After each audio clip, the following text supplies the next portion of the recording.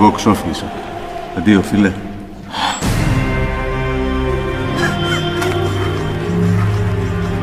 Και πού σε? Να πεις σε όλους ότι στάθηκα σαν λιοντάρι. Μέχρι που βγήκε το λιοντάρι και εκεί στράβωσε. Αντίο, φίλε. Και πού σε? Εκεί έξω δεν μετράει η δύναμη. Μετράει το μυαλό. Βέβαια, μιλάμε για πολύ έξυπνο λιοντάρι. Αντίο, φίλε. Και πού σε? Τίποτα. Αντίο, φίλε. Και πού σε? Πού σε? Α. Φίλε, μην περιμένεις να σταματήσει. Έχει free to go και μόνο με 5 ευρώ έχει 200 λεπτά προς όλους. Τα λιοντάρια είναι άτιμα ζώα, Σας το λέω γιατί είσαστε λίγο χαλαροί. Καλά, δεν λέω τίποτα.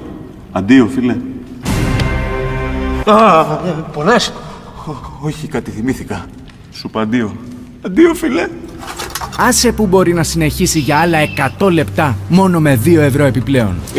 Τι είναι πάλι? Και αν θες να μιλάς ακόμα περισσότερο, κάνε απλά login στο freetogo.gr και κέρδισε freetogo.gr για να μην σταματάς να μιλάς.